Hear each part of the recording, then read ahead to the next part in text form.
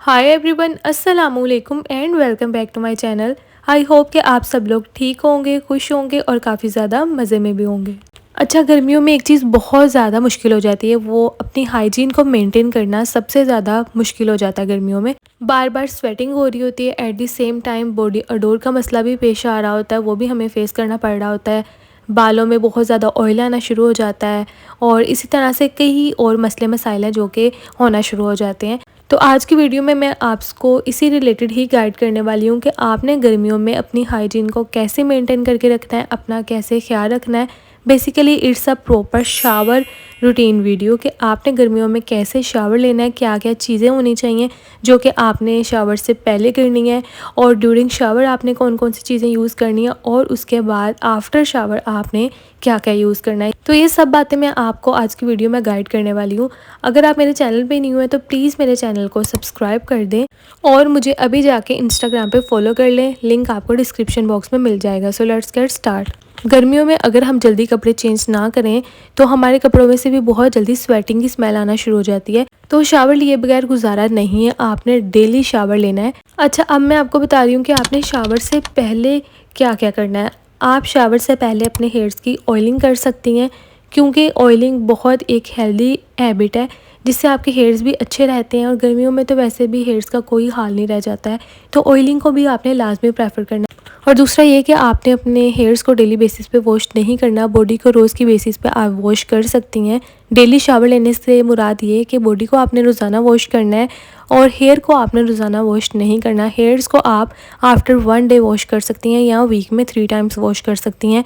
तो जब भी आपने अपने हेयर्स को वॉश करना है उससे थोड़ी देर पहले आप अपने हेयर्स की ऑयलिंग कर लें तो ज़्यादा बेस्ट है। इससे आपके हेयर्स को भी एक हेल्दी न्यूट्रिशन मिल जाएगी और आपके हेयर्स अच्छी तरह से ग्रो करेंगे। और गर्मियों में वैसे भी हेयर फॉलिंग का भी बहुत ज़्यादा इशू होने लग पड़ता है, तो आप उससे भी कई हद तक बच जाएंगी।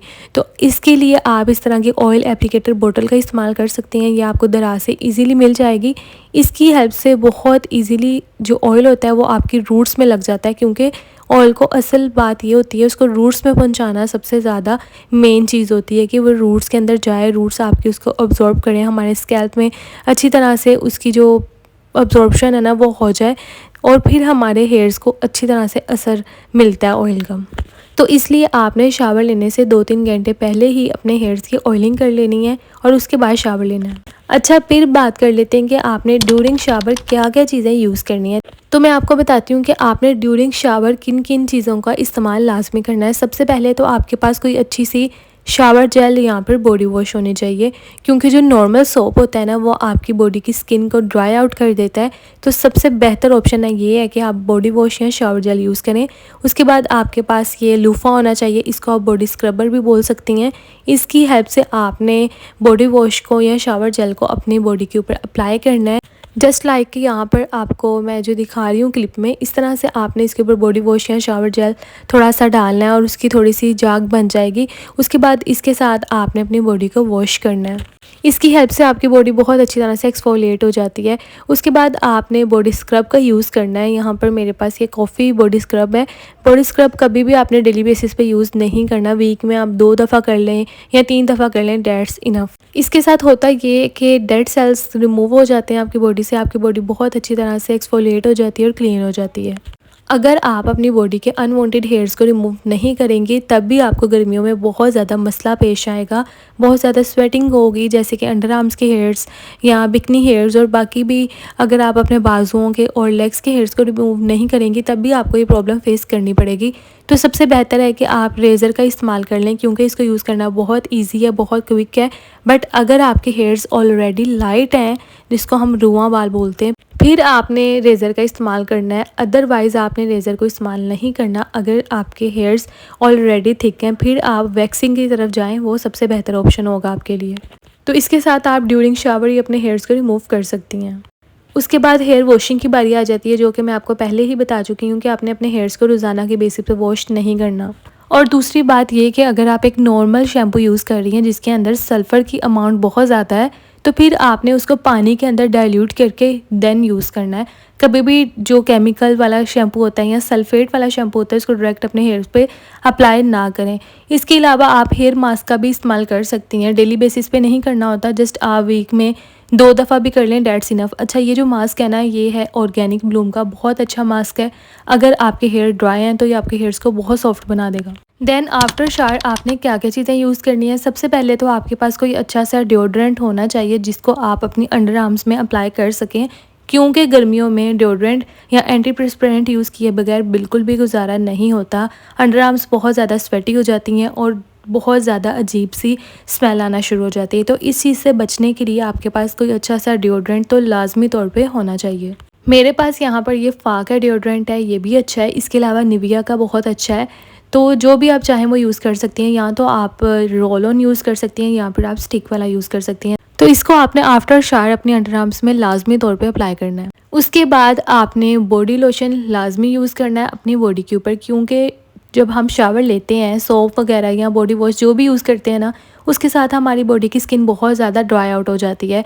तो इसलिए आपने कोई अच्छा सा बॉडी लोशन भी यूज़ करना होता है आफ्टर शावर। इसको अपनी सारी बॉडी पे अच्छी तरह से अप्लाई करें। अक्सर हम कुछ लोगों से सुनते हैं ना कि वो हमें बता रहे होते हैं कि हमारी बॉडी जो है बहुत ज़्यादा ड्राई आउट हो गई है और हमारी स्किन बहुत ज़्यादा ड्राई आउट हो गई है। तो उसका एक मेन रीज़न ये है कि या तो वो अपनी बॉडी को अच्छी तरह से प्रेप नहीं कर रहे होते हैं, अपनी बॉडी को अच्छी तरह से मॉइस्चराइज़ नहीं कर रहे होते हैं, या फिर उनको कोई भी स्किन इशू हो सकता है। बट सबसे मेन रीज़न यही होती है कि वो बॉडी लोशन का या मॉइस्चराइज़र का यूज़ नहीं कर रहे होते हैं। तो अगर आपकी स्किन बहुत ज़्यादा ड्राई है, देन आप ये निविया का बॉडी लोशन यूज़ कर सकती हैं, क्योंकि ये बहुत अच्छा है। ड्राई स्किन वालों के लिए भी बहुत अच्छा है और एक्स्ट्रा ड्राई स्किन वालों के लिए भी ये लोशन बहुत ज़्यादा अच्छा है। But the main thing is कि आपने आफ्टर शावर लाजमी तौर पे अपनी बॉडी को प्रेप करना है, अपनी बॉडी को मॉइस्चराइज़ करना है। इसके बाद आप खुद फील करेंगे कि आपकी बॉडी जो है वो बहुत सॉफ्ट हो गई है, बहुत नरिश्ड हो गई है, सुपर हाइड्रेटेड हो गई है। यहाँ पर मैं एक और बात क्लैरिफाई करना चाहती हूँ, वो ये कि जो आप नॉर्मल मॉइस्चराइज़र यूज़ करते हैं ना अपने फेस की स्किन के लिए, प्लीज़ उसको अपनी बॉडी पे ना यूज़ किया करें, बल्कि एक प्रॉपर बॉडी लोशन का इस्तेमाल किया करें अपनी बॉडी पे। और गर्मियों में कभी भी वेट हेयर्स के साथ जूड़ा ना बनाएं। जैसे हम लोग करती हैं ना कि हम अपने बालों को जूड़ा बना लेती हैं या टाई कर लेती हैं, क्योंकि हमें गर्मी लग रही होती है, भले वो बाल वेट हों या ड्राई हों, हम इस चीज़ को नहीं देखती हैं। तो ये चीज़ बहुत गलत है और लाइसिस होने का मेन रीज़न भी यही है कि हम वेट हेयर को बांध लेती हैं। पहले अपने बालों को ड्राई आउट होने दें, फिर उसको बांधें। जैसे हमने अपनी बॉडी को मॉइस्चराइज़ किया है, उसी तरह से आफ्टर शावर आपने अपनी फेस की स्किन को भी प्रेप करना है, अपने फेस को भी अच्छी तरह से मॉइस्चराइज़ करना है किसी भी अच्छे मॉइस्चराइज़र के साथ। या आप कोई भी सीरम यूज़ कर सकती हैं, हाइड्रेटिंग सीरम, जो हियालुरोनिक एसिड सीरम होते हैं, वो भी आपकी स्किन को बहुत अच्छी तरह से हाइड्रेट करते हैं। तो ये थी मेरी आज की वीडियो। आई होप कि वीडियो आपको पसंद आई होगी और आपके लिए काफ़ी ज़्यादा इन्फॉर्मेटिव होगी। चैनल पे न्यू है तो चैनल को सब्सक्राइब कर दें। Thank you so much for watching. अल्लाह हाफिज़, टेक केयर एंड बाय।